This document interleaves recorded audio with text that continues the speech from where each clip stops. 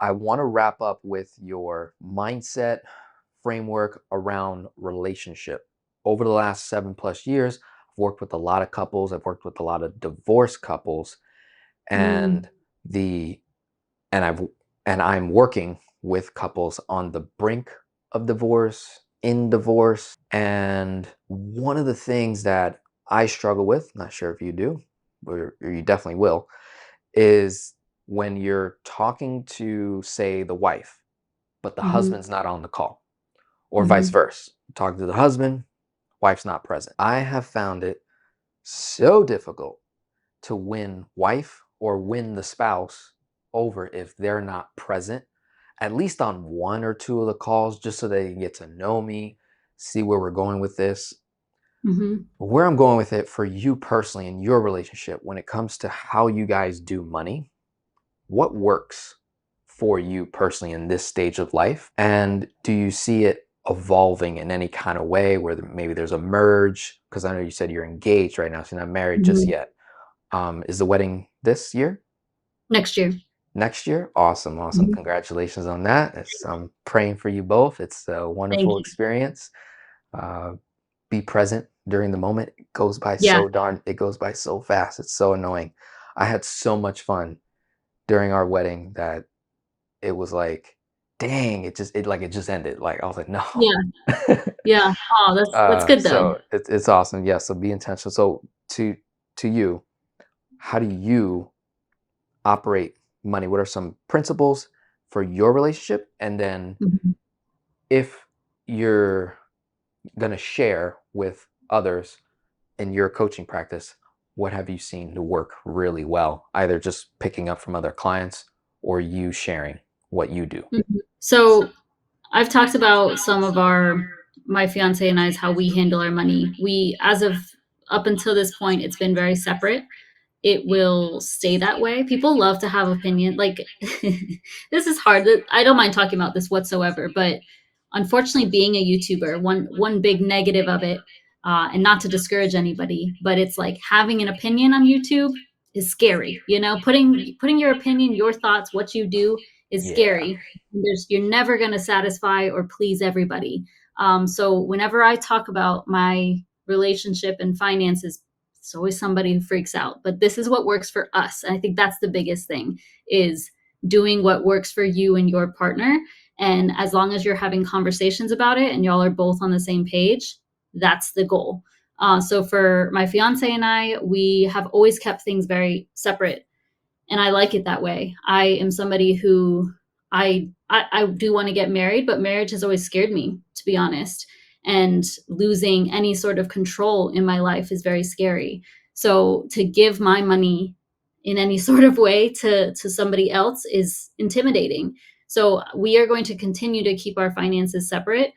We even like I track my spending and all of that separately. He doesn't do anything with his. He just like saves naturally, and that's fine. That works for him. I don't count his net worth as my net worth as of right now. We track I just track all my stuff. And even when it comes to like buying groceries or the things that we buy in our life, it's always just we go separately to the grocery store. We've always done that, even with living together.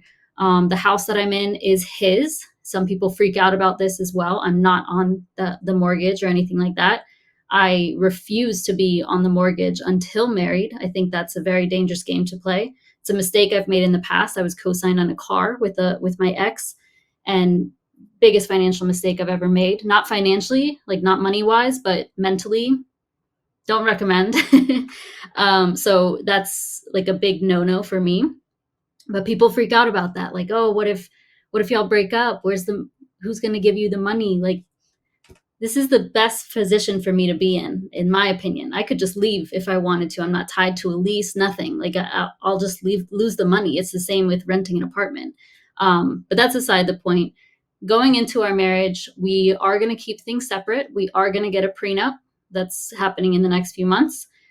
And basically, it's just to protect our assets in case of anything. We obviously don't wish for a divorce, but that's just something that we want to do that we're comfortable with. We've already spoken with the lawyer and everything.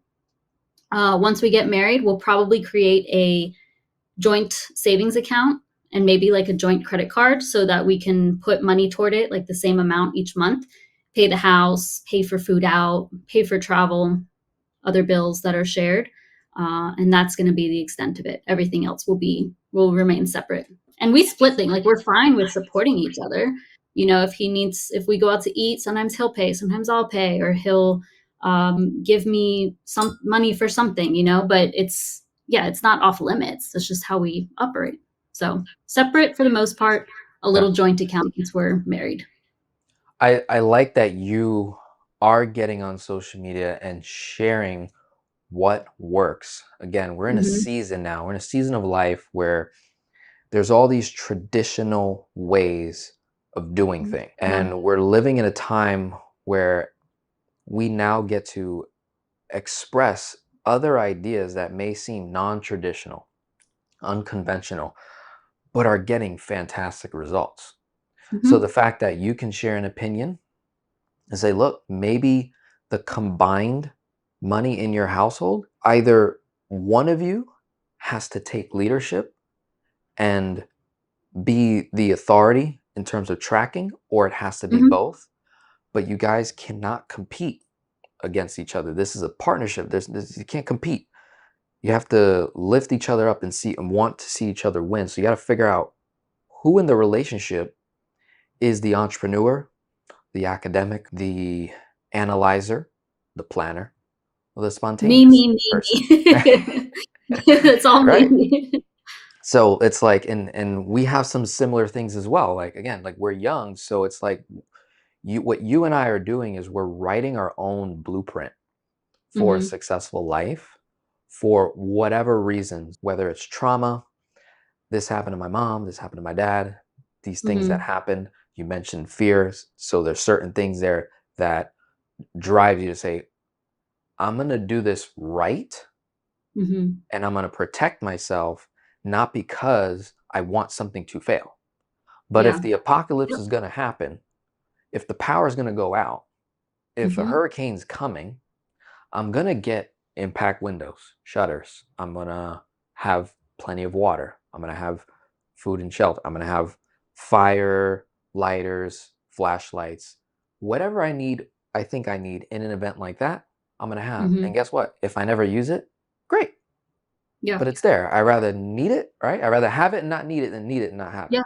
in Yeah. that scenario. And that's how I, look with a lot of things. So it's like very similar. My household, my wife and I, when we first started living together, we actually tried combining our money. So she Hmm. would send a portion of her check into my account, and then we were, managing out.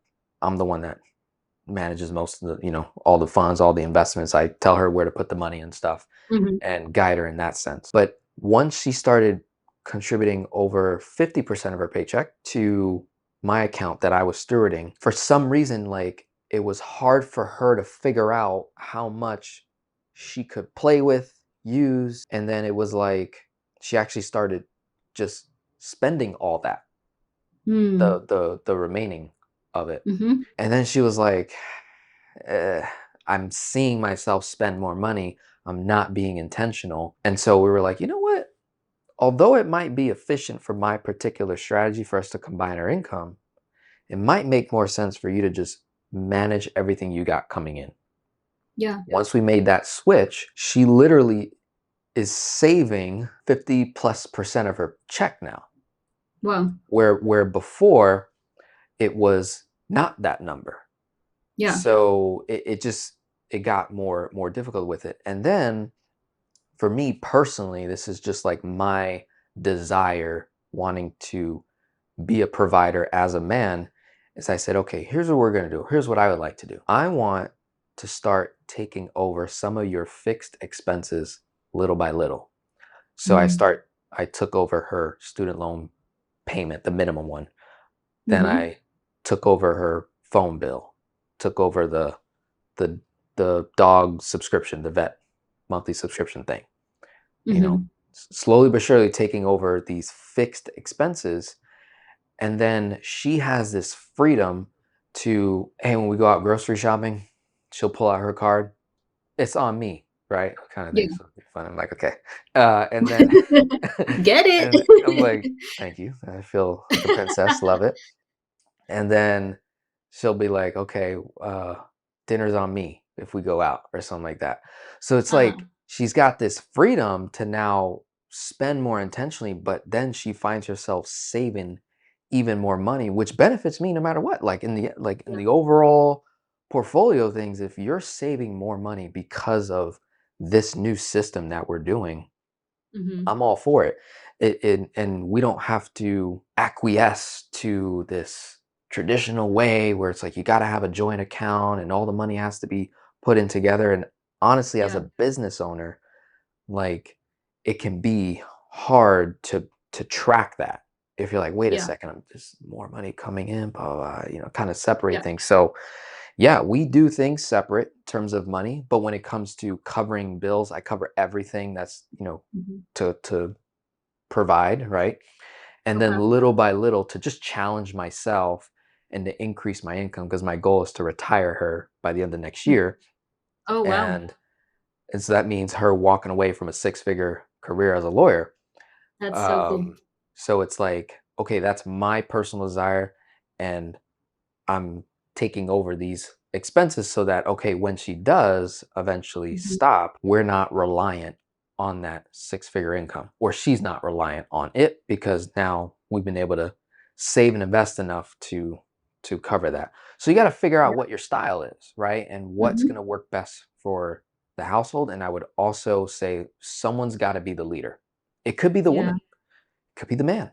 Typically, it's the Mhm. man, but it could be the woman in terms of Mhm. like where are we investing, right? Yeah. Who's spending the time reading the book to say, yeah, we're gonna do a Roth and we're gonna do this and we're gonna do that Yeah. and have our money here and grow our wealth here like this, even if you're not the one making it, Yeah. either more or less, whatever the case may be.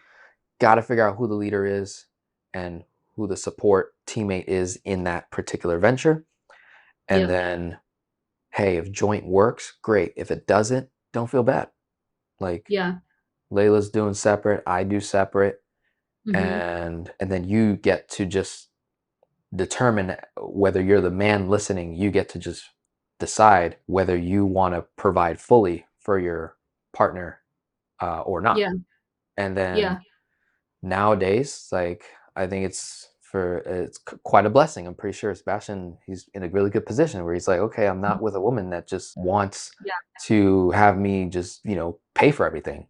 Where it's Yeah. like there's this generation of women that are producers and they Yeah. love to do like that's their purpose. They're walking in it to your sense. So if you're producing income, you're producing value for the household. That's a Yeah. pretty cool thing. So, Yeah. blessings to Sebastian there on that. He's got a wonderful partner. And just like with my wife, she's a producer, she's a lawyer, spent all that Yeah. time, six-figure career. Like that's not easy to walk away from and then fully rely on a man. It's just Yeah. totally different compared to we look at our parents in that sense, where it was just single income household, where today you can have your cake and eat it too, I would argue. If both Mhm. want to work, yes, you can make it happen. You just got to be intentional. Yeah. And there may be seasons where woman makes more than the man. Oh my God, who's upset, right? Like, Right. or if it switches, just be intentional all the way through. Have fun with it, grow, and support each other's gifts at the Mhm. highest level. And definitely, this is a shout out to you, Layla. Like those of you that are listening that need coaching, like consider Layla as a financial coach to have Thank that you. outside person come in and identify your leaks. Because that's Yeah. what we do best as coaches. We get to Yeah. come into their world and we get to clearly see all the red flags, all the leaks, because we're not emotionally tied to it. Yeah. We're professionally engaged in a relationship, and our incentive is to see you win Yeah. as a household. Mhm. So really consider that. That's huge. I'm a financial coach and I believe in collaboration. I get plenty of business already, so I'm like really been bringing on people like yourself to just like expand the world of financial coaching because Mhm. it's super underrated. And Yeah. I'm also trying to get my clients, they know who they are, that are financial coaches that are not creating content. So this is a big like sort of call out to them. You know exactly who you are. Please get online so I can like give you a shout out and pass business, because there's a lot of people that need help. You know, and you Yeah. know it. You got six, almost 7 million plus views, 68,000 subs. You cannot serve all those people. Right. And so it's like if we can get more coaches on here and we just collaborate and share, there more people are gonna transform their finances to the whole nother Yep. degree, and then collectively we're gonna see that $1.1 trillion debt number come down and all the other debts that come with it. Yeah. I hope so. I I hope hope so too. so. And I hope so too. people always like to say their main argument, because I talk to a lot of clients too that want to create content or do something, maybe not financial coaching, but at least get on YouTube and whatever niche. They're like, it's oversaturated, or like I can't stand out. Everything's oversaturated. It's irrelevant. Like just keep being consistent. You have to show up, and that's, yeah, you'll Absolutely. get there eventually. If you really want it, you'll get there. Absolutely.